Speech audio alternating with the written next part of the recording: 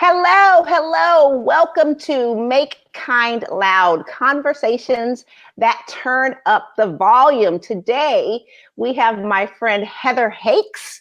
Hey, Heather, how are you? Hey Lou, I'm so stoked to be on here and I love your movement. I love your energy and I love what you're doing. Oh, thank you so much. I appreciate you and thank you for saying yes. And I'm excited to chat with you all Yeah. about living your best life and how to do that. So, first, Heather is an author, lifestyle coach, and host of the podcast Mind Over Matter. She's based in Denver, Colorado, and is a lover of nature and the great outdoors. Heather specializes in helping others bust out of their comfort zone and encourages people to let fear fuel you, not rule you. She is on a mission to inspire and motivate others to close the gap on where they are to where they want to be. I love that. I love that. So, Heather, let's jump right in. Let's take the leap, which is the name of your book. Hey, So tell I me like what how you did there. you see what I did? You see how I did that? So tell me how you closed the gap on your own life. Oh gosh, Lou, I mean, it's kind of like, where do I begin? But yes, I did. I wrote this book, Take the Leap, and it's a series of short stories, a lot of personal experiences about overcoming obstacles, leveraging adversity, and so much. Everything ties down to mindset. So it's Yeah. removing those limiting beliefs, and we all have them, whether it's based around money. People think money is lack, and no, money is abundant. Money is energy. But so many of us have those money stories from such a young age. Yeah. Money hard to come by. You live paycheck to paycheck. Right. You have to work hard for anyway. But gosh, so how did I get to where I'm at, right? Is that the Yeah. question? That is the question. So for me, I quit corporate a year and a half ago. I took the leap. And so everything I do, I'm teaching from personal experience. But I had gotten to that point. I'd been in the workforce for only a decade, which isn't that long, but I'd been in for a decade and I felt like a hamster on a wheel. Right. Every day was the same monotonous routine. And I got to the point that I literally couldn't get out of bed, hitting snooze multiple times. Then I'd be rushing around late for work. And I mean, that was my routine and it sucked. Yeah. I wasn't happy. But also a little more backstory from that. So I'm currently 33. And at 30 years old, I was living my Pinterest life. I thought I had everything that would make me happy. I was engaged to be married. I had a good job. I sold my house. We had just bought a brand new build together. Yeah. Like we're building this life, the things I thought I wanted. And then I realized that, holy shit, the life in front of me was not actually what I wanted. Right. And most of our relationship, I kept thinking it was fear. So I Mm-hmm. kept pushing past fear of commitment. Maybe if I just go, it was good in the beginning. And so, but I learned the valuable lesson, the silver lining from that relationship was I had been ignoring my intuition. And so now I Mm. know the difference. Intuition is that feeling, that literally a gut feeling or a nudge or a hunch. Yeah. And the ego, the mind, the chatter, that's you want to learn to let this go and go with the intuition. So to fast forward, I ended the engagement. I moved in with mom and dad. Like Yeah. I ultimately hit my rock bottom. I was not in a good space, but I wanted out of that. And so, I took the time for grief and Mm-hmm. felt the funk and whatever I needed to do. And then I was like, all right, I want more. So I got my first coach, and that was, we worked a lot with the mindset and the limiting beliefs and the BS. That's a belief system is simply, it's BS. I love that. Yes. And so kind of just eradicating those old crappy stories and rewriting them. And I had some side passions that, I would have loved to make money from, but I didn't know how. So anyway, Mm. got the coach, kept postponing when I would quit, because here's the thing, and I think it's like having children. I don't have children, but to quit your job, there's never a right time. Yeah. There's always an excuse. Maybe I'll just stay longer. Maybe I'll wait until the next bonus. Maybe You're never going to be ready. And so the audience, if you're listening, if you have this side passion, something you want to start, or, you want to run a marathon, or you want to move across country, you literally have to take the leap and like put on your big boy pants and just do it.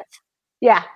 And so for me to quit corporate, what I had this conversation with myself because there was a lot of fear, right? A lot of unknowns. How am I going to do this? Yes, I had some money in the bank, but like, probably a good 6 months of traveling. And then, so I talked myself into worst case scenario, I'll get another job. Yeah. Worst case scenario. So if that helps you to talk about this worst case scenario, I know somebody in my shoes right now, she's getting ready to give her notice actually next month.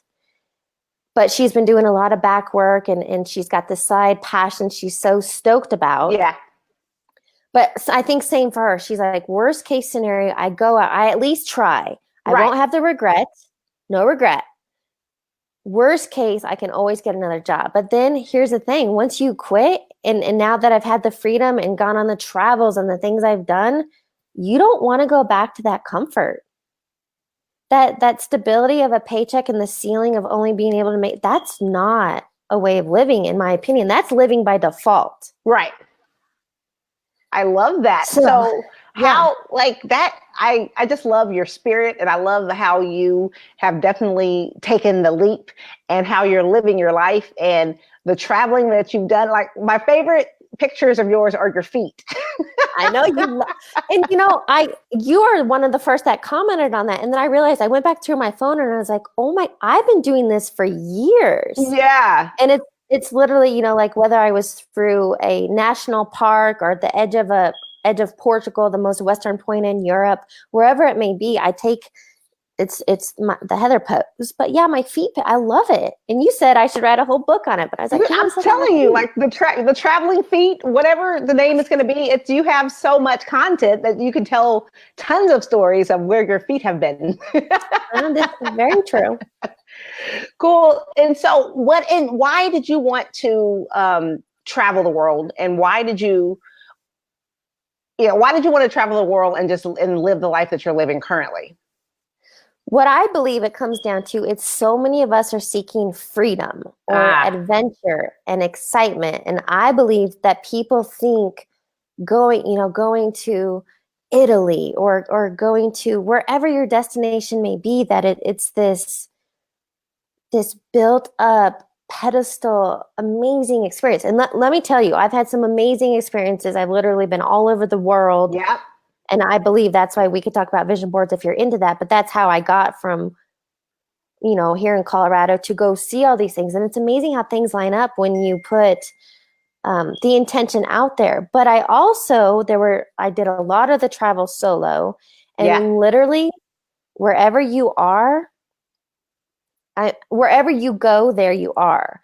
So if you're in a state of boredom, unhappiness at home, if you think going to a destination is going to be different, you're wrong, because you're the same. You're still going there. Yeah. So there were times where I'd be on these amazing adventures, and literally I was like, I'm bored, I'm unhappy, I'm kind of lonely, I feel isolated. Well, that was my choice. I chose to feel that way. And when I would catch myself, example, I was in Australia in December and the weather was not as planned. And I was sitting in my hotel in a total funk.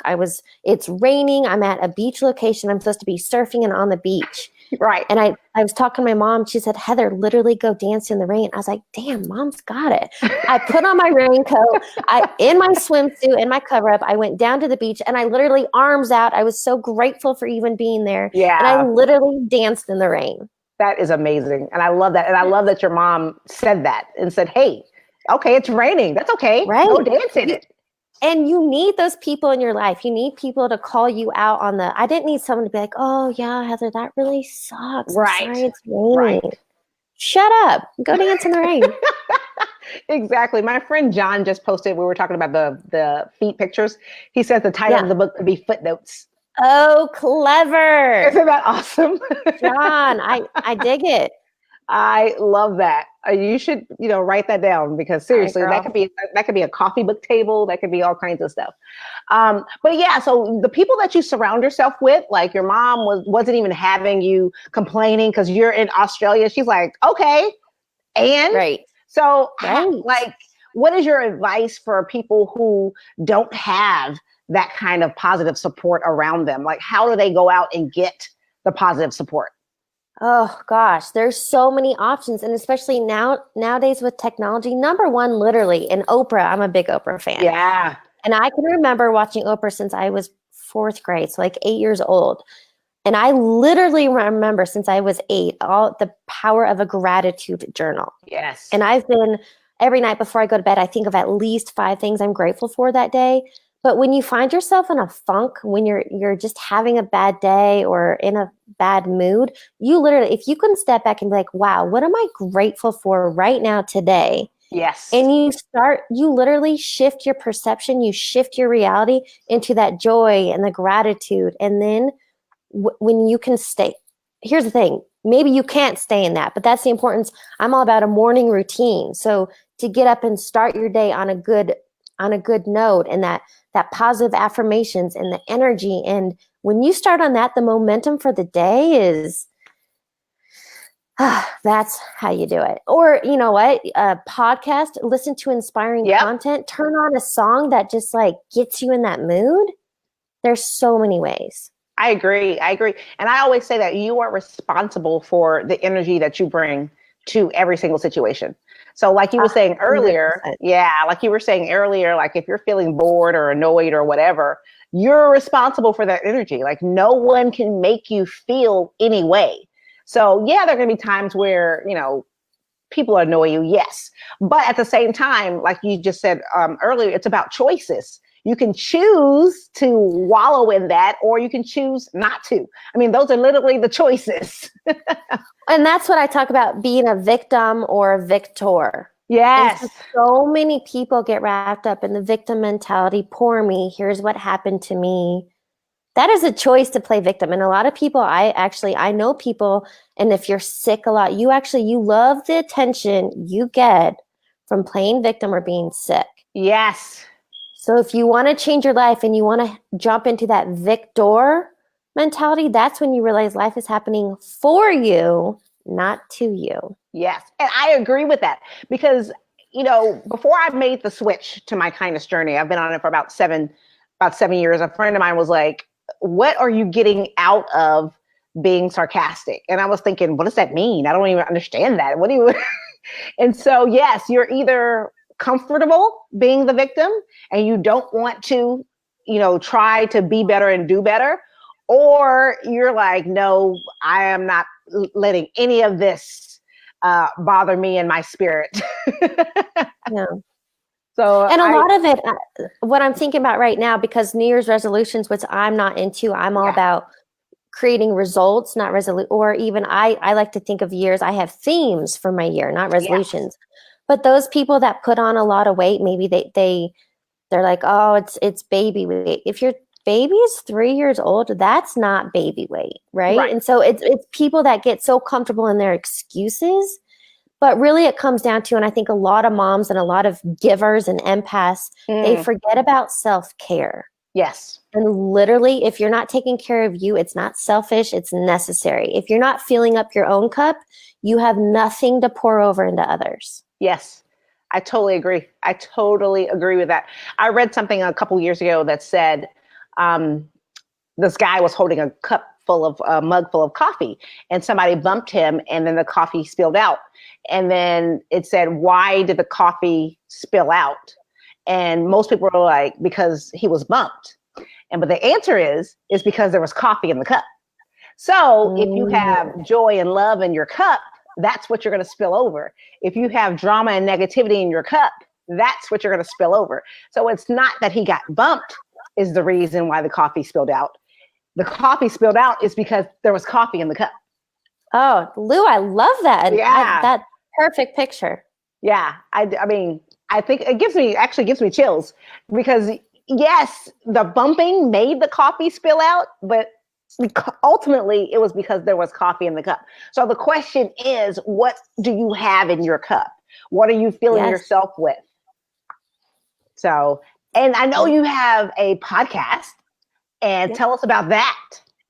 So mind over matter is Yes. something, and it's kind of like the book, right? Take the lead. I never had the intention. I'm writing a book, but it happened on my travels. I was leaving Thailand on my way to Bali for my yoga teacher training. Here's where, let me tell you the story. Okay, I'm excited. Here's where life is happening for you. So I'm on this 8-hour flight from, maybe it was somewhere in China to Bali. I don't remember. On an 8-hour flight, I was so pissed off. No TVs, no entertainment. We couldn't have our phones. And I was like, 8 hours, what am I going to do for 8 hours on this flight? And literally, this is where intuition comes in. I got this nudge, get out your laptop. And I was like, this is so weird. But I listened to it. So I got out my laptop and literally I called it a download. All these ideas running through my head, and I was typing frantically for quite some time, and I just let it pour out of me. Yeah. And that's literally when my book began. But I didn't know what I was writing at the time. I was just free writing. And it led to my book. So again, with the podcast, Mind Over Matter, I have gone, and you were on it, but I do 2 episodes a week. So on Mondays, it's just a high vibe, 5 minutes ish. Yeah. And inspiration, motivation. This upcoming one is going to be all about embrace the suck. But I love interviewing people, and I've interviewed people, all kinds of backgrounds and industries, people that have beat cancer and overcome other obstacles, a lot of health and fitness, because it all, no matter your story, relates down to mindset.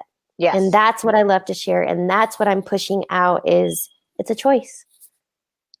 It is every single day, every single situation, every single moment.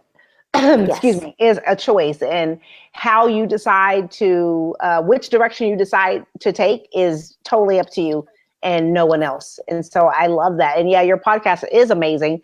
You have had some amazing guests on there, and I appreciate you and you getting the message out about you can decide how you want to live life. You don't have to be stuck in the everyday monotony of your job. You don't have to be stuck in the negativity. You can break out of it if you choose to do so. Well, and a note on that, I want people to know that stop waiting for tomorrow. Stop waiting for January 1st or Monday or whatever it may be, because literally you can start brand new this moment, today, this afternoon. Stop waiting. And that's what procrastination, I think, is such a killer of so many dreams, that if people just take action, especially when you have that fear, whatever you're avoiding, go towards. That's where the magic begins. Yes, because you say fear should fuel you, right? Yes. I've learned to. So yeah, fear used to stop me in my tracks. That analysis paralysis used to be real for me. But now when I get that fear, I almost use it as adrenaline rush. I freaking love it. And if fear has pushed me to go bungee jumping in Costa Rica over this big, I've been skydiving. I've done some crazy adventures, but I love it. I literally, that adrenaline, that natural high is what I'm like, it's a new challenge. What can I do next? Yeah. So that's the question. That's actually my next question. What is next for you? You've written a book, you have your podcast, you're living your best life. What's next for Heather?